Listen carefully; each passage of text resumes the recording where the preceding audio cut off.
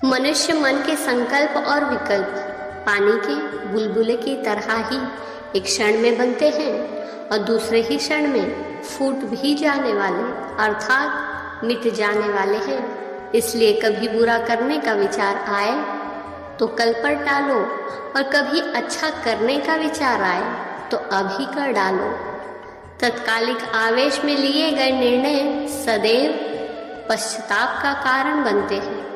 इसलिए किसी भी कार्य को करने से पूर्व विवेकपूर्वक निर्णय लेना बुद्धिमता मानी गई है। किसी भी प्रकार के निर्णय में कभी भी जल्दबाजी नहीं करनी चाहिए। प्रत्येक कार्य को अच्छे से सोचकर ही करना चाहिए, मगर जब कार्य अच्छा ही हो तब ज़्यादा सोचना भी नहीं चाहिए।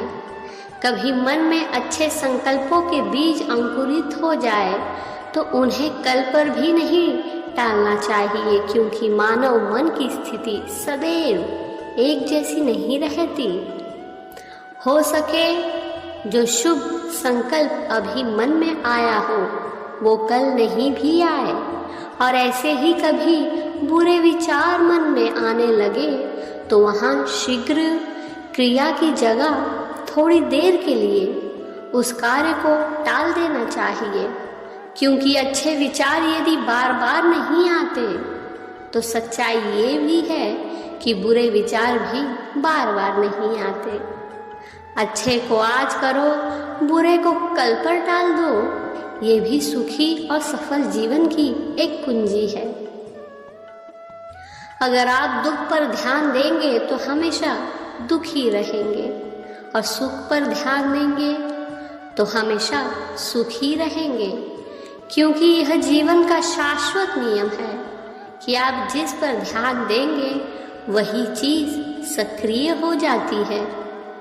यदि दो पेड़ों को एक साथ लगाया जाए मगर देख रेख एक ही पेड़ की जाए, एक ही पेड़ का ध्यान रखा जाए, समय समय पर खाद पानी भी उसी एक पेड़ को दिया जाए, तो सीधी सी बात है कि जिस पेड़ पर ध्यान दिया जाएगा वही अच्छे से पुष्पित और फलित हो पाएगा। ठीक ऐसे ही सुख पर ध्यान केंद्रित करोगे तो जीवन में सुख की ही वृद्धि पाओगे, और दुख पर ध्यान केंद्रित करोगे तो जीवन में दुख ही दुख प्राप्त होंगे। जीवन में जिस वस्तु की हम उपेक्षा करने लगते हैं वो वस्तु धीरे धीरे अपने अस्तित्व को खोना शुरू कर देती है। भले ही वो प्रेम हो, करुणा हो, जीवन का उल्लास हो अथवा सुख ही क्यों ना हो, जहाँ सकारात्मक दृष्टि जीवन में सुख की जननी होती है वहीं नकारात्मक दृष्टि जीवन को दुख और विषाद से भी भर देती है। इसलिए जीवन में सदा सकारात्मक दृष्टि ही रखी जानी चाहिए, ताकि व्यक्ति के दुख और विषाद जैसे काल्पनिक शत्रुओं का समूल नाश हो सके।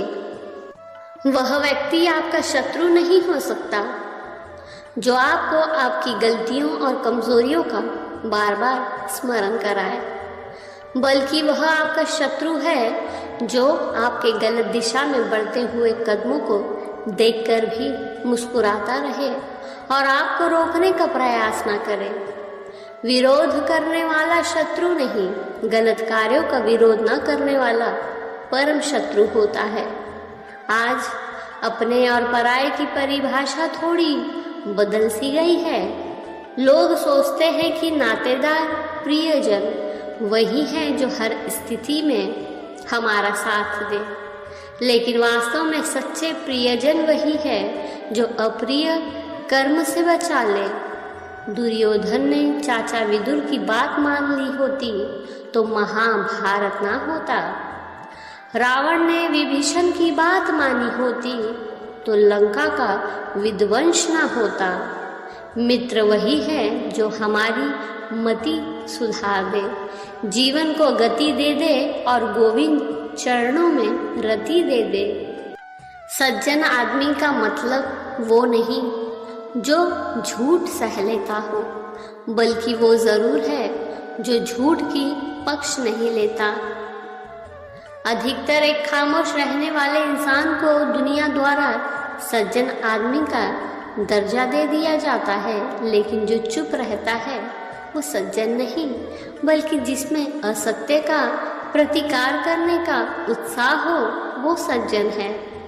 जो सरलता असत्य का विरोध न कर सके वह समाज व स्वयं दोनों के लिए बड़ी ही घातक है। श्री राम सरल अवश्य थे, लेकिन केवल सुग्रीव के लिए, बाली के लिए नहीं, केवल अहिल्या के लिए, ताड़का के लिए नहीं, केवल विभीषण के लिए, रावण के लिए नहीं, कदापि नहीं। केवल सज्जन नहीं, सक्रिय सज्जन बनो।